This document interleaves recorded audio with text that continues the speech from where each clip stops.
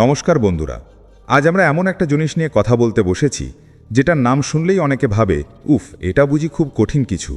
কিন্তু আসলে বিষয়টা অনেকটাই সহজ, ঠিক জীবনের মতোই। আমরা যখন কোনো সিদ্ধান্ত নিই সেটা কি একদিনে হয় না, আমাদের মুড বদলায়, মনোভাব বদলায়, তারপর ধীরে ধীরে সিদ্ধান্ত আসে। বাজারও ঠিক তেমনই। আর বাজারের এই মুড বদলানোর গল্পটাই বুঝিয়ে দেয় মুভিং অ্যাভারেজ ক্রসওভার। আর তারই দুটি জনপ্রিয় ঘটনা, গোল্ডেন ক্রস আর ডেথ ক্রস। ভাবুন, আপনি একটা পাহাড়ি রাস্তায় হাঁটছেন, সামনে দুটো পথ। একটি পথ সরু, দ্রুত মোড় নেয়, আরেকটি পথ চওড়া, ধীরে ধীরে বাঁক নেয়। এই দুটো পথ কখনো একসাথে মিলছে, কখনো আলাদা হয়ে যাচ্ছে। বাজারের দামও ঠিক এমনই দুই রাস্তায় ছুটে চলে, একটি স্বল্পমেয়াদী গতি, অন্যটি দীর্ঘমেয়াদী গতি। যখন ছোট রাস্তা বড় রাস্তাকে ওপর থেকে কাটায়, তখন সেটা যেন পাহাড়ের ওপাশে সূর্যের আলোয় ঝকমক করা নতুন পথ দেখা। এটাই গোল্ডেন ক্রস।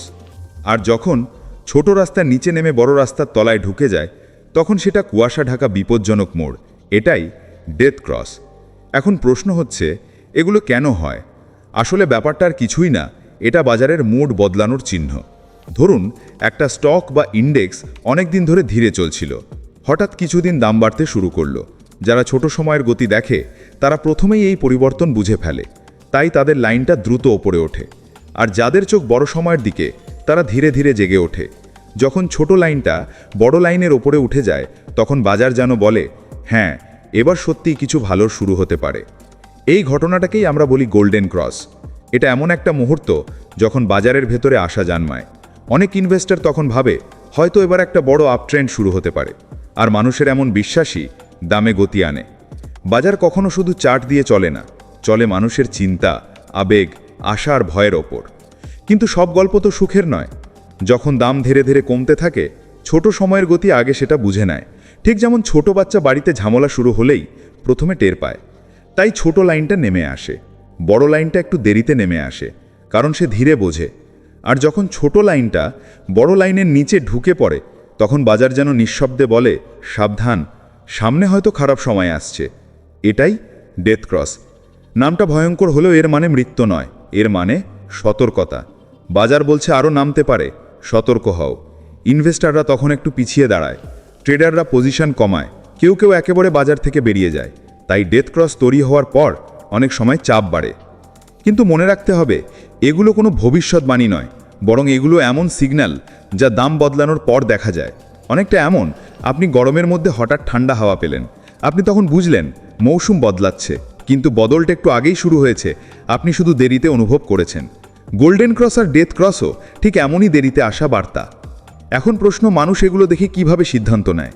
অনেক ট্রেডার এগুলোকে শুধু দিক নির্দেশনা হিসেবে দেখে। মানে গোল্ডেন ক্রস হলে তারা শুধু ওপরের দিকে ট্রেড করার কথা ভাবে, ডেথ ক্রস হলে নিচের দিকে। তারা বাজারের বড় দিকের বিপরীতে যায় না, তাই ভুল কম হয়। আবার কেউ কেউ অন্যান্য জিনিস যেমন সাপোর্ট, রেজিস্ট্যান্স, ভলিউম, ক্যান্ডেলস্টিক এসব দেখে তারপর ক্রসওভারকে চূড়ান্ত সিল হিসেবে ব্যবহার করে। যাই হোক, সবসময় সিগন্যাল কাজ করে না। কখনো বাজার পাশের দিকে ভরে, তখন ছোট লাইন বারবার ওপরে নিচে নাচানাচি করে, ট্রেডাররা তখন বিরক্ত হয়ে যায়। তাই ক্রসওভার ভালো সিগন্যাল হলেও একা ব্যবহার করলে ঝুঁকি থাকে। বাজারকে দেখতে হয় সমগ্র ছবিটা, কেবল একটা লাইন নয়। এবার আরেকটা বাস্তব উদাহরণ দিই। ধরুন, আপনার বাড়ির সামনে একটা গাছ আছে, আপনি রোজ দেখে অভ্যস্ত। হঠাৎ একদিন দেখলেন পাতাগুলোর রং একটু বদলাচ্ছে, এটা বুঝলেন প্রথমে। তারপর কয়েকদিন পরে দেখলেন পুরো গাছটাই নতুন রং নিয়েছে। ছোট লাইনটা সেই প্রথম বদলে যাওয়া পাতার মতো, বড় লাইনটা পুরো গাছ। তাই ছোট লাইন আগে সিগন্যাল দেয়। আজকের গল্পের সবচেয়ে গুরুত্বপূর্ণ বিষয় হলো গোল্ডেন ক্রস মানে আশা, পরিবর্তনের শুরু। ডেথ ক্রস মানে সতর্কতা, ধীর হওয়া দরকার। দুটোই বাজারের আবেগ থেকে আসে। আপনি যদি মন দিয়ে দেখেন, তাহলে বাজার নিজের ভাষায় আপনাকে সব বলে দেয়।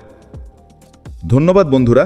আজকের মতো সরল সহজ এই ব্যাখ্যা যদি আপনাদের ভালো লেগে থাকে, তাহলে বাজার বোঝা আরও সহজ হয়ে যাবে। মনে রাখবেন, বাজার কসিম কঠিন নয়, শুধু গল্প করার মতো করে দেখলে সবটাই খুব সহজ লাগে। আবার দেখা হবে পরের ভিডিওতে।